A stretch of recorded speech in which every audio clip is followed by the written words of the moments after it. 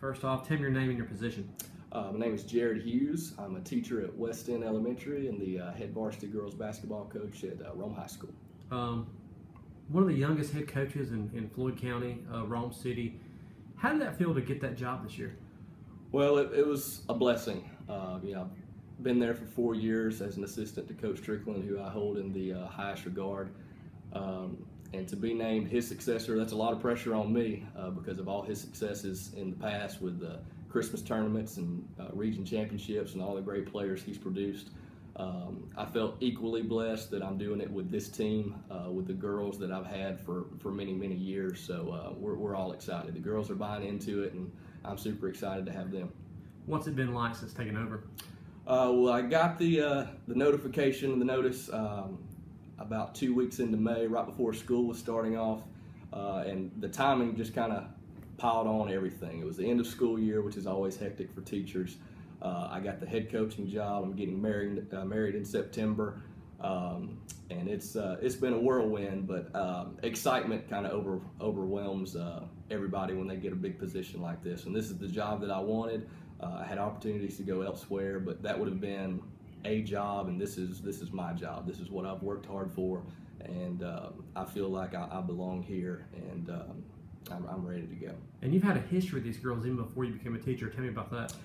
Before I took the job at West End, I spent 2 years as the sports director at the YMCA, and that's summer camps, that's school PE, and that's also the YMCA basketball program, which was my heart, working with kids and basketball, and when you put them together, and that's my area. But these girls in the program, anywhere from age 6 through 12, I've had, for example, my girls right now in 9th grade through 12th grade, I've had every single player since they were about 7 or 8 years old. And when you're talking to them when they're 7 and 8 years old, you're their whole world, because they haven't had that many coaches at that point.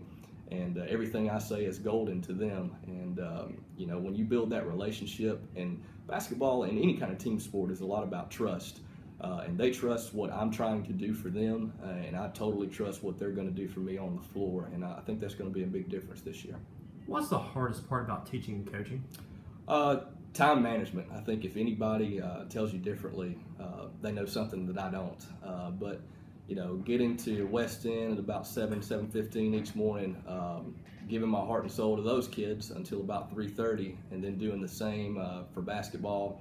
If you have an away game, you're getting in at 11:30, and just trying to balance all of that with family time can be difficult. You've got to have an understanding family, understanding spouse, and somebody that believes in what you're doing and can, make sure the house doesn't fall in when you're not there, because for 4 or 5 months out of the year, you're not there a whole lot. You've got to have a community support when they know you're dog tired, and they can pick you up and help you do extra stuff. We've 2 years ago, we started a booster club for Rome High girls basketball, and they've been a blessing to us, just helping to alleviate the responsibilities of the head coach, which is Coach Strickland, I know, appreciated, and I'm sure going to appreciate in my tenure here as well.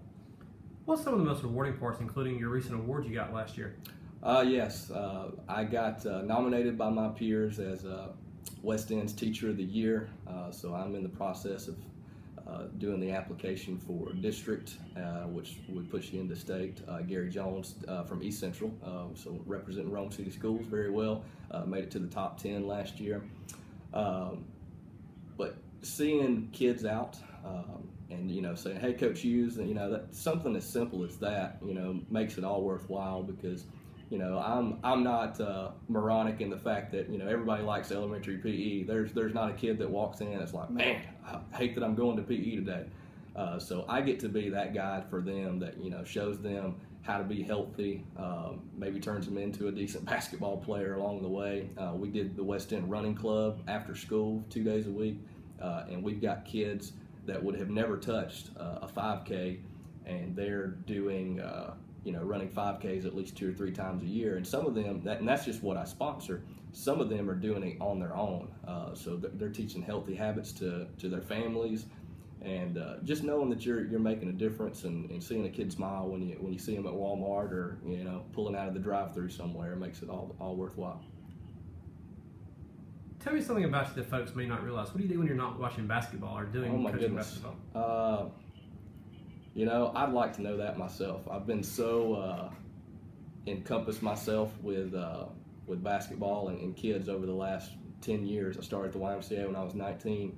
That's kind of been my life. But my fiance Lauren, who is also a coach at Rome, she's a fourth grade teacher at East Central. She and I, like to spend as much time together as we can. We are house hunting at the moment, so that's kind of my world right now.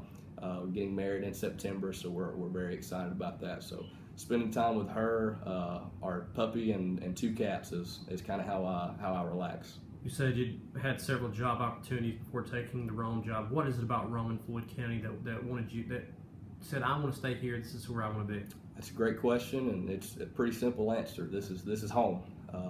This is where I felt like I've built a rapport with the community through the YMCA. The YMCA was a major factor in plugging me into the basketball world, to the youth of Rome world, and I can't repay them enough for that. They do a wonderful job with what they do over there.